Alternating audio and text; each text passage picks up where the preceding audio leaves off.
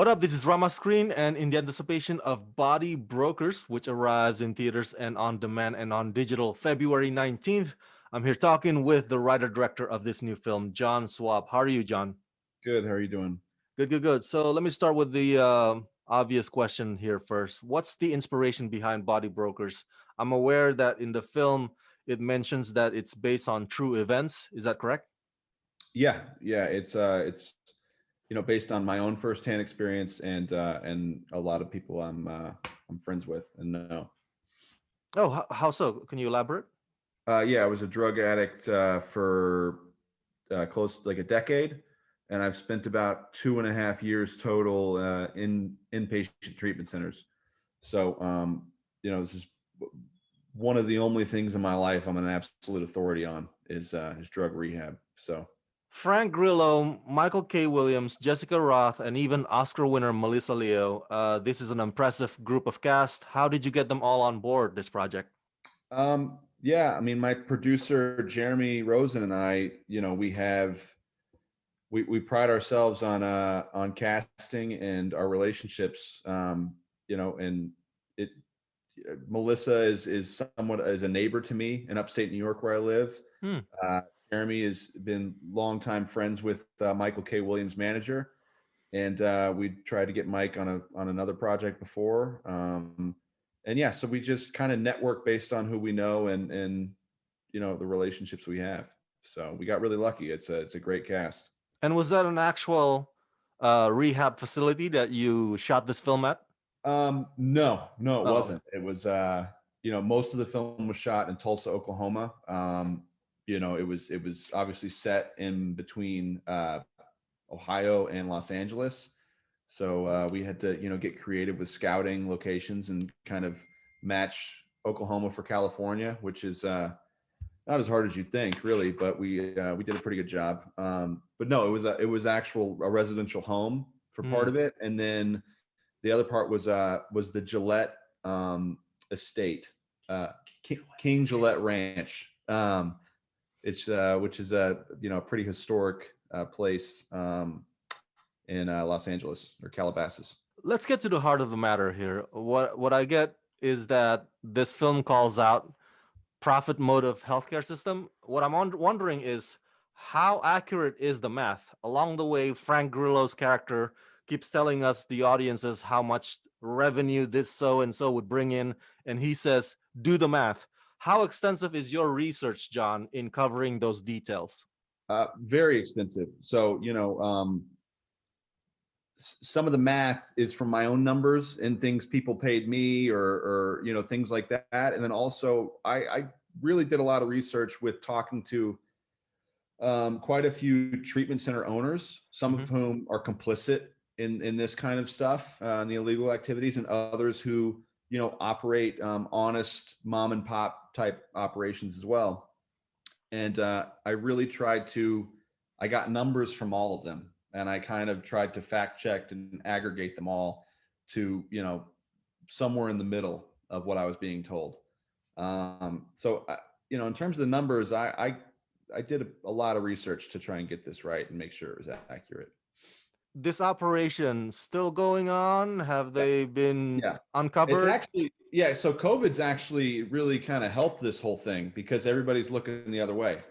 Wow. And it's like any criminal enterprise or any kind of illegal activity or avenue to make money. It evolves. When something's kind of put in its way to try and stop it, they evolve.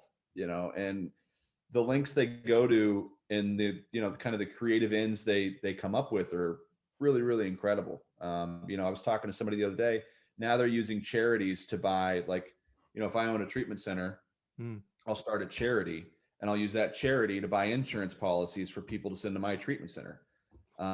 So it's really kind of amazing how resourceful and creative these people are, but they're just criminals. They're not healthcare professionals, for the most part. Dang. And the part that got me curious the most is the revolving door. You know how patients go into rehab and then goes out and then comes back to rehab again. They treat the detox facilities like some kind of a seasonal retreat.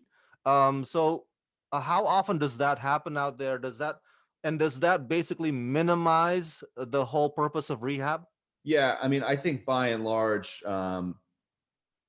rehab is a joke. Hmm. I think there are good people within in trying to do good within these systems and in these places, but by and large, the goal is not to get people better.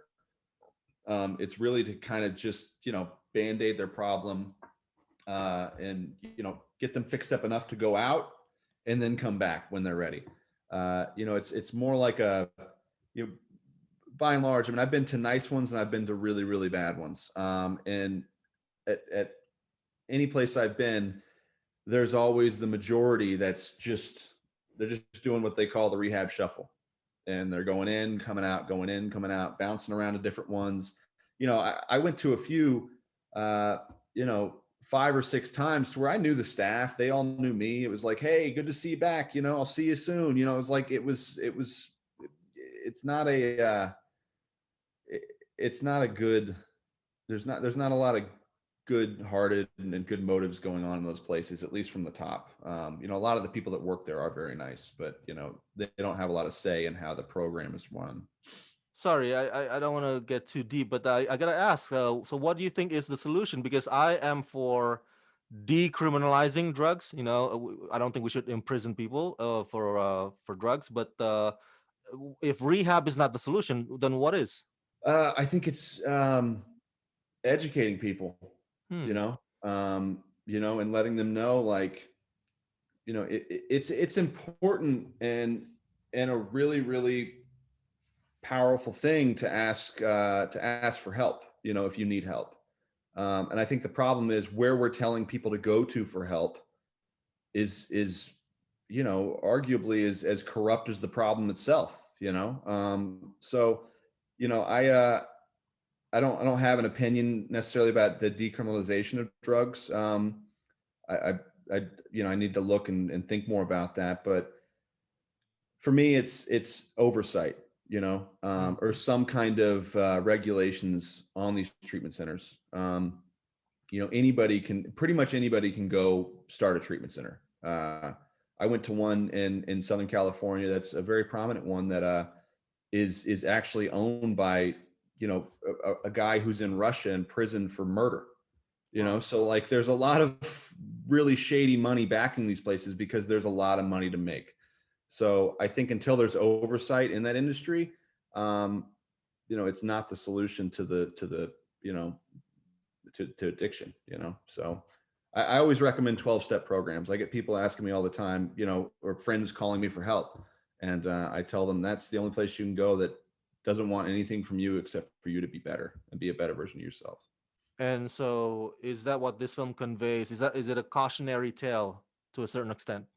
Yeah, I think so. And I think it's just a really factual and honest take on what's going on. And finally, John, what's next on your horizon? And is your next project gonna be message heavy such as this as well? Not at all. My next, we just finished a film called Ida Red that Frank Grillo and Melissa Leo were in as well, Hmm. along with Josh Hartnett and some other great actors. And it's an action neo-Western film that's very much different than in tone and subject matter from this, but we're really really proud of it and excited to share it with everybody. All right. For my fans at home, everybody go check out Body Brokers, which arrives in theaters and on demand and on digital February 19th. John, thank you for talking to me and congratulations. Thank you very much.